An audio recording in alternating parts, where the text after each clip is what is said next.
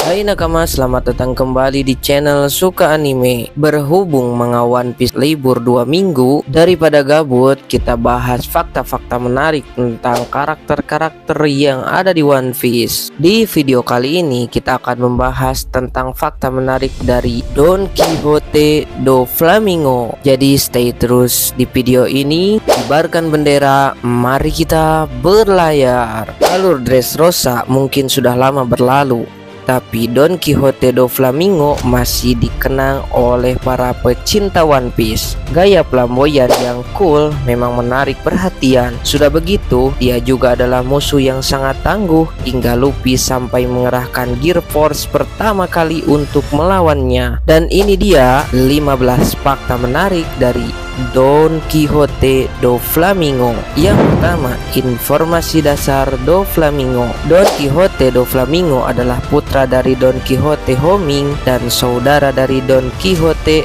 Rocinante. Awalnya berasal dari Marijoa. Dia ikut ayahnya meninggalkan tanah Tenryubito itu untuk hidup sebagai orang biasa. Do Flamingo kemudian berkembang menjadi penjahat yang peranannya sangat vital di dunia One Piece. Bounty do Flamingo yang diketahui adalah 340 juta berry, tapi angka itu sempat dibekukan saat dia menjadi Shichibukai. Yang kedua, buah iblis do Flamingo. Buah iblis do Flamingo adalah Ito Itonomi. Dia juga sudah menguasai buah itu hingga dapat mencapai awakening. Yang ketiga, sebenarnya dia yang menyebabkan keluarga Don Quixote menderita. Alasan utama di balik tragedi keluarga Don Quixote adalah do Flamingo. Di bab 763 terasa sekali kalau sifat do Flamingo lebih dekat ke Tenryubito seperti Saint Carlos ketimbang ayah dan saudaranya. Do Flamingo terutama sempat dengan angkuh meminta orang untuk berlutut di hadapannya. Tepat setelah itu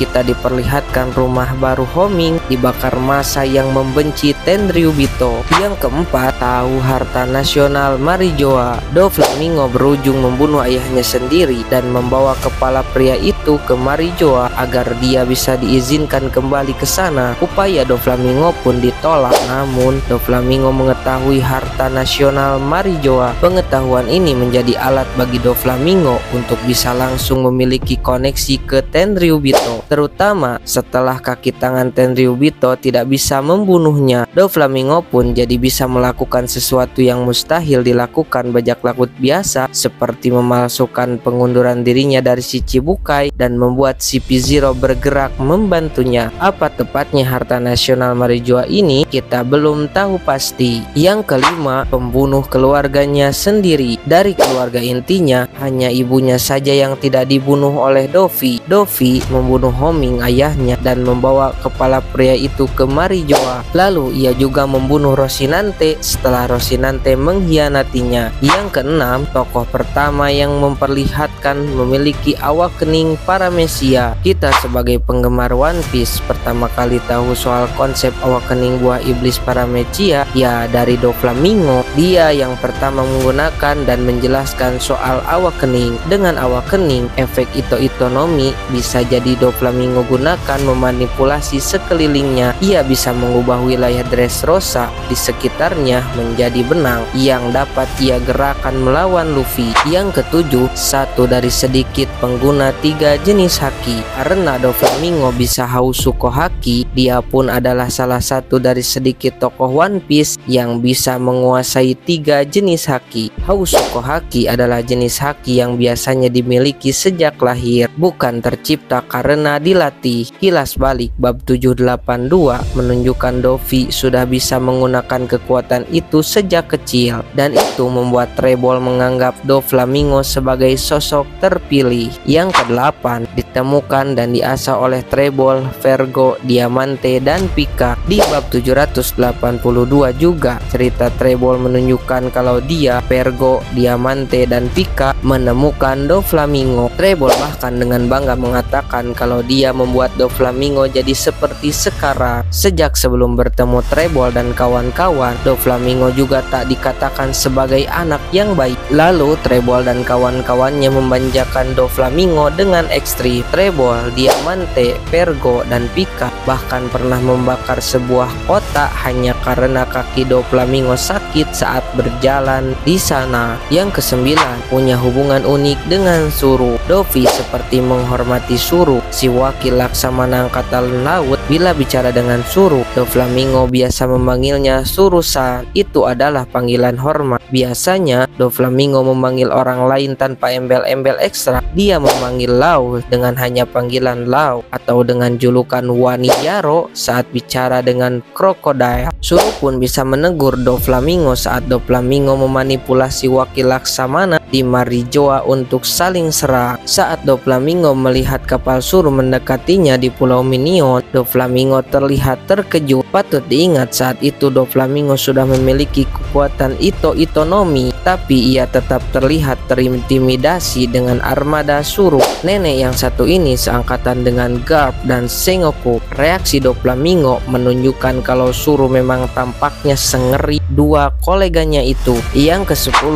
saat ini dipenjara di Impel Down. Doflamingo sempat berkuasa lama di Dressrosa setelah menggulingkan Raja Rikudodo III. Namun kemudian Luffy dan kru Mugiwara datang bersama Lau ke Dressrosa dan mengguncang kedudukannya di sana. Pada akhirnya Doppy berujung kalah dari Luffy dan ditangkap. Ia pun sekarang dipenjara di Impel Down. Yang menarik adalah Doflamingo sepertinya memperhitungkan akan ada pengincaran nyawanya dari Tenryubito. Saat terakhir terlihat, Magellan bahkan duduk di depan sel Doflamingo, entah untuk memastikan Doflamingo tetap terkurung atau menjaga dia dari ancaman pembunuh. Yang ke-11, pengaruhnya di dunia hitam sangat besar. Doflamingo bisa dibilang adalah rajanya kriminal di dunia One Piece. Seberapa besar perannya? Saat ia kalah, kamu bisa melihat banyak sekali pihak kebingungan karena Doflamingo adalah penyedia senjata yang terpercaya untuk mereka. Bahkan banyak kapal langsung mencoba menyerang Luffy untuk balas dendam. Efek kekalahan Doflamingo bahkan terasa ke pemerintahan dunia. CP0 harus turun langsung ke Wano untuk negosiasi dengan Orochi karena Doflamingo tidak ada lagi sebagai perantara. Yang ke-12, takut sekali terhadap Kaido. Doflamingo adalah penyedia buah Smile yang kemudian menjadi dasar kekuatan bajak laut binatang buas. Doflamingo juga terlihat takut kepada Kaido, padahal sebelum itu dia adalah orang yang santai pada perang Marineford melawan Whitebeard. Mengingat Doflamingo bisa kalah dari Luffy dengan Gear Force dan kemudian Gear Force Luffy dihajar Kaido dengan satu pukulan saja, tidak heran bagi Doflamingo takut pada Yonko yang satu ini. Yang ke-13,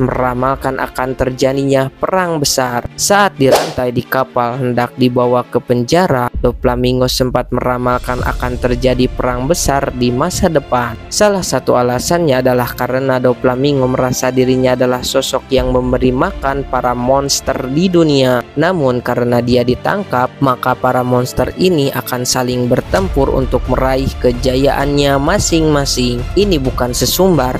Setelah tahu Doflamingo kalah, Kaido tampaknya sudah berencana untuk menemukan perang besarnya. Setidaknya Luffy datang ke Onigashima sebelum Kaido mulai menyerang dunia. Doflamingo juga terutama mengatakan kalau Tenryubito akan ditarik turun dari kekuasaan mereka. Dan yang ke-14, kacamatanya terinspirasi dari Kamen Rider Super One. Eiichiro Oda menjelaskan di SBS volume 95 kalau kacamata Doflamingo terinspirasi dari Kamen Rider Super One. Bayangkan saja bentuk visor di helm Kamen Rider Super One dengan kacamata Doflamingo, dan kamu akan menemukan persamaannya. Yang ke-15, Oda awalnya berencana membuat Doflamingo bertarung di Wano.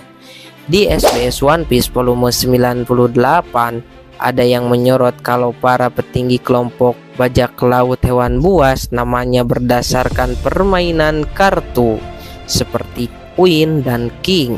Oda pun mengiyakannya. Lalu Oda mengatakan di Dressrosa Doflamingo disebut Joker. Joker itu adalah bekas dari ide awal Oda di mana Doflamingo akan bertarung sebagai rekan kuat di Wano. Dia lawan yang cukup sulit, jadi aku senang kita bisa menyingkirkannya di Dressrosa. Begitu kata Oda. Oke nakama, itu dulu fakta menarik dari Doflamingo. Jika menurut kalian video ini menarik, silahkan like, share, dan subscribe. Buat kalian yang ingin request tentang fakta-fakta menarik yang ada di One Piece yang ingin dibahas di channel ini, silahkan tulis di kolom komentar. Sampai ketemu lagi di video selanjutnya. Pesan terakhir dari Mimin, jangan mati sebelum One Piece tamat. Doakan selalu supaya Oda Sensei sehat dan kita semua sebagai nakamanya juga sehat selalu. See you next time. Pele. Dadah.